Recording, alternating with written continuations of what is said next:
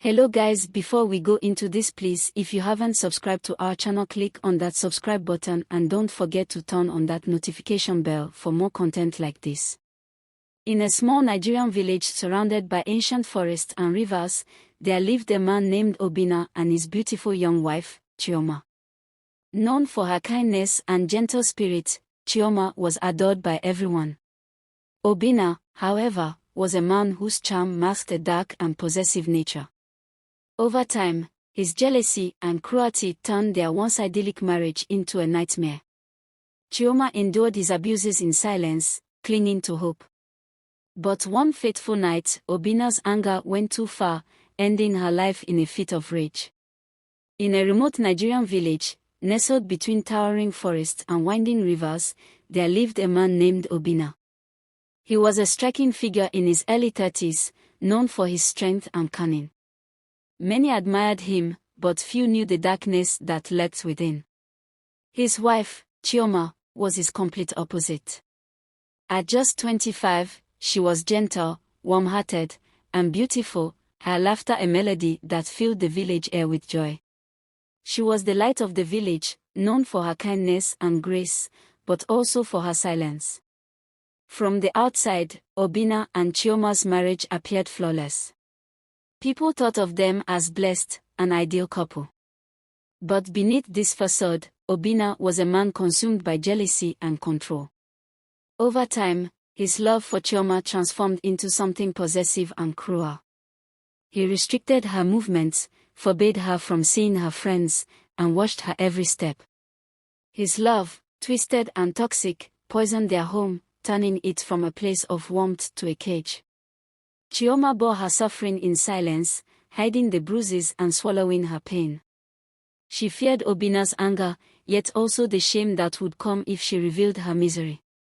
Despite everything, she believed that her love could somehow heal him, that her patience could outlast his rage. But one fateful evening, Obinna's fury reached a boiling point. In a fit of uncontrollable anger, he struck Chioma harder than he ever had before. She crumpled to the ground, lifeless, her body broken, her spirit extinguished. Obinna stood there, staring at her still form, his mind clouded with shock and denial. His heart raced, and as reality sank in, a twisted grief began to bloom within him. He couldn't let her go. He couldn't bear the thought of life without Chioma, yet he felt no remorse for what he had done. In his disturbed mind, she was still his, even in death. So, rather than bury her, he concealed her body, preserved her as best he could, and kept her hidden away in their bedroom. Night after night, he would lay beside her cold, lifeless form, whispering to her, begging her to forgive him, claiming she was still his. Obinna's mind slipped further into delusion as he convinced himself that Chioma's spirit lingered, that she still belonged to him, even in death. He would dress her, talk to her, and treat her corpse as though she were still alive. Driven by his obsession, he even began to indulge his twisted desires, treating her body as if she were still his wife in every sense. Time passed, and the smell of decay thickened in the house.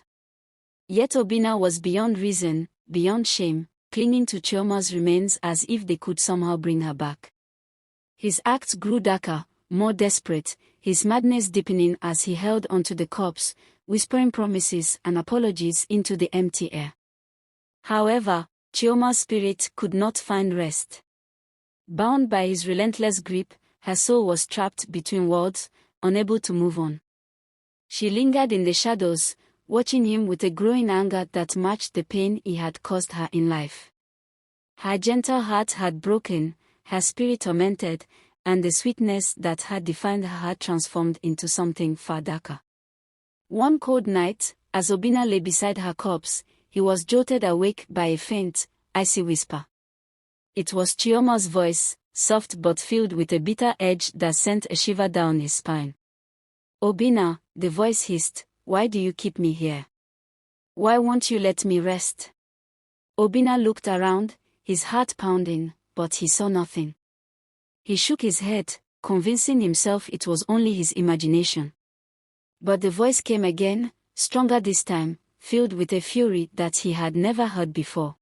"Obinna," it said, "you took my life, shattered my spirit, and now you trap me in this place, in this decaying shell. Do you think you own me, even in death?" Obinna's blood ran cold. He began to stammer, his eyes darting around the room. He felt an invisible weight pressing down on him, a chill that seemed to drain the very warmth from his bones. Shadows flickered on the walls, and he saw a figure emerge from the darkness, a spectral vision of Chioma, her eyes hollow and accusing, her beauty twisted into something haunting and fierce. She moved toward him, her step soundless, her form half shadow, half light, and yet unmistakably her. She looked at him with a sorrow that had turned to rage, a pain that had become her strength. "Obinna," she whispered, her voice a sharp echo, "for months, you have kept my body, refused me peace, bound my soul to this world with your wicked love. Release me, Obinna. Let me rest." Obinna tried to scream, but his voice failed him. He could only watch, paralyzed by fear, as Chioma's spirit came closer, her gaze unyielding. He felt her pain, her suffering, as if it were his own. Images flashed before his eyes, visions of every cruel word he had spoken, every strike he had dealt, every moment he had stripped her of her freedom. Night after night, Chioma's spirit returned, haunting his dreams, filling his every thought. She made him relive his sins, to feel the agony he had inflicted on her. His once strong body began to waste away, his face grew gaunt, his eyes hollow. His once powerful mind unraveled, tormented by the spirit he had so carelessly wronged. The villagers began to notice his decline, whispering rumors of curses and hauntings. No one dared to enter his home, as strange sounds echoed from within its walls, and an unnatural chill lingered in the air.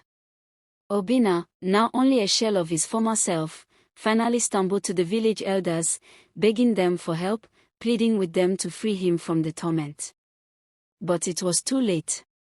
His punishment had been sealed, his fate tied to the suffering he had caused. The elders shook their heads, muttering that no man could escape the consequences of such wickedness. They offered no solace, no absolution. As Obinna returned to his haunted home, he found himself utterly alone. He collapsed onto the floor, broken and defeated, his heart heavy with guilt.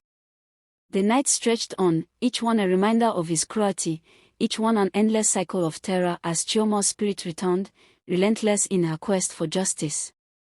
One night, under the light of a full moon, Obinna lay on the floor, his body weak, his spirit shattered. And for the first time, he wept. He wept for Chioma, for the love he had destroyed, for the pain he had caused. He begged her spirit for forgiveness, pleaded for her to let him find peace. But her spirit only watched, silent and unmoved, a testament to his deeds. At last, the villagers found him, his body cold and lifeless, his face twisted in terror. They buried him far from the village, beneath a barren tree, marking his grave with stones. And as for Chioma, they laid her to rest beneath the shade of a flowering tree, honoring the woman she had been before Obinna's cruelty had stolen her life. But even now, some say her spirit still lingers, watching over the village, a reminder of the price of betrayal and the power of a soul wronged. And when the wind rustles through the trees at night, villagers say they can still hear her whisper, "I am free."